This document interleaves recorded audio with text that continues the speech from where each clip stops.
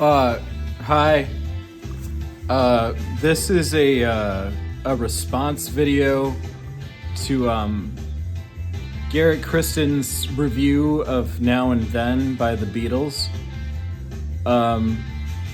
First of all, let me just say that I think that Mr. Kristen was entirely OTM, which that means on the money, or perhaps on the mark. I'm not entirely sure. But I echo pretty much everything that he said in regards to how the song is good. I like it.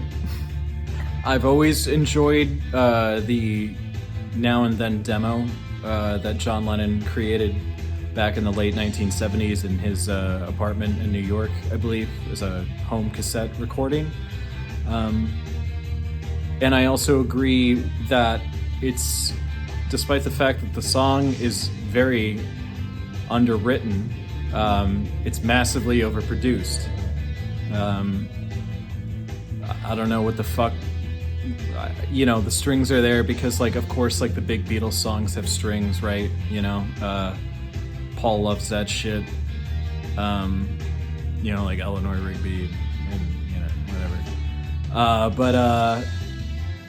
And I think it was a really astute observation that, this is a lot of how they collaborated in the past. John would take the genesis or beginning of a song and Paul would take it to the finish line. You look at the fucking endless demos of Strawberry Fields Forever, and that shit sounds baller, but then Paul's a fucking genius, multi-instrumentalist and gifted arranger, perhaps the greatest to ever live. Yeah.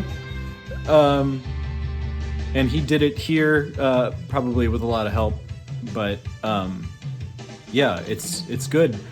It could have been better. Personally, I would have preferred if it had been a little bit more of a simpler arrangement. I think that fits better with the lyrical, what little content there is, the lyrical content and overall tone that I feel like Lennon was going for with it. What the fuck do I know?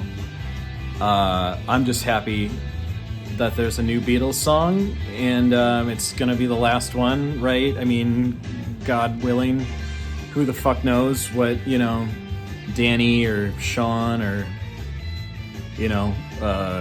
someone's gonna show up with a huge briefcase of money someday to their estate, or Julian, or whoever the fuck else is alive that has Beatles blood and coursing through their veins. But yeah, I thought the video was uncanny at times. Similar to the Get Back film, but I loved watching it, whatever, it's the fucking Beatles, and I'm happy to have heard it and that it was shared with the world, and yeah, I think it will have, it kind of reminds me of Free as a Bird and Real Love were the season or the series finale of Seinfeld, and then this is sort of like season 7 of Curb Your Enthusiasm. What if we got one more shot to kind of wrap things up, but without it being completely canonical? And yeah, I think that's really cool. Anyway, those are my thoughts, and thanks for listening, and good night.